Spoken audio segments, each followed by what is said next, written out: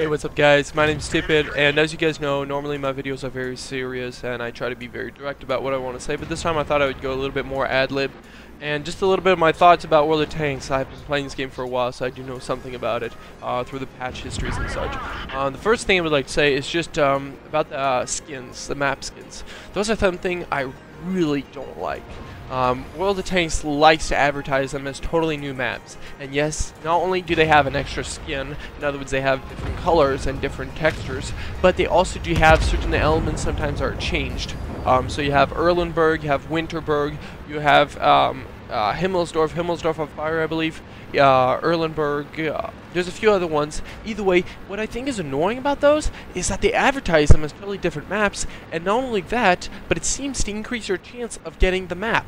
So, although there's a slight difference, oftentimes it's pretty much virtually the same exact map. So, you're getting 3 times more chance to get the map, and I just...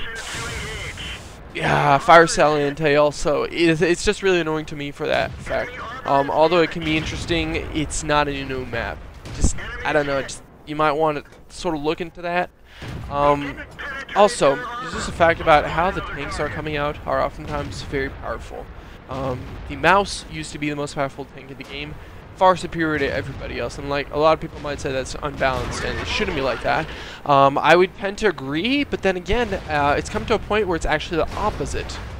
Now the mouse is an artillery target, and the mouse has a lot of armor, but it actually got a huge reduction of armor. It used to have way more armor than that. The mouse pen is nowhere near as superior as it used to be, especially since all the new tanks are coming out, oftentimes have high pen or are very powerful in certain effects. Now, I'll get some criticism from this, probably. It's just some people will be like, yo, actually, no, the newer tanks aren't that good. Yes, you're correct. Not all of them. But a lot of the newer tanks, especially about the period of time where they decided to go with the autoloaders, they started developing autoloaders, all of a sudden the newer tanks were oftentimes far superior. In general, certain elements were stronger on one side, but I found that annoying. Also, for instance, certain tanks like the S-35, the Panzer S-35, that's a Tier 3 premium vehicle. Somebody gave it to me, so I was, hey, why not, fellow Canadian, thanks, man. But it's a tank that doesn't have much power, and it gets really bad MM. It has like, with gold it's 90, but normally it's 55 pen, about, and it brings down to 2.08 second reload, but it's really, really not pen worth. It gets tier 4s and 5s all the time. It can barely pen a tier 4 frontally or even on the sides. I usually have to use gold if I want to pen a tier 4. And a tier 5, virtually impervious. And it gets those matchmakings all the time. So I understand that sometimes you're like, oh, I'm a lower tier tank, I'm fighting bigger tanks. Yeah, but can you still flank them? You have still speed, you have maneuverability, are you an artillery? Yeah, but this tank is a medium slow medium, and it can't even flank that well, and it just gets into bad matchmaking. So I don't know why they do that. That also happens with the Type 59, which is something that not a lot of people are complaining about, because the Type 59 is not that much of a known tank. But the Type 59 is getting weaker and weaker as they go. They keep patching things, and it's like, my goodness, just for crying out loud, I bought this tank. You are robbing me of the money I put in getting this tank. And yeah, I know they had a huge nerf, and then they had a nerf buff, more pen, more damage, but a little bit less rate of fire. I appreciated that one, but I think there's certain aspects that they shouldn't be implementing. Also, last point, I think that wargaming should definitely consider something about placing players with others that are of the same skill.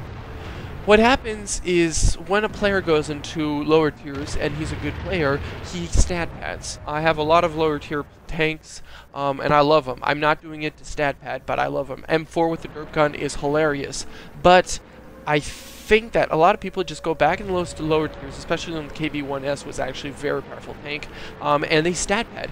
And by having a system where only good players get to fight good players and play with good players on their team, you kill the stat padders, because they get into higher tier tanks and they're only fighting good players, or even lower tier tanks are only fighting good players. I think that really makes the game way more enjoyable and way more fun, because you're like, oh my goodness, that was satisfying. or I lost, but I felt like my team really worked together. We held together really well against bad odds because that guy died first and artillery got destroyed, whatever, you know. So I think that's really something to consider because it permits bad players to play with bad players also. So they won't get trounced by like 2 good players on the other team. They'll just come and wipe them clean.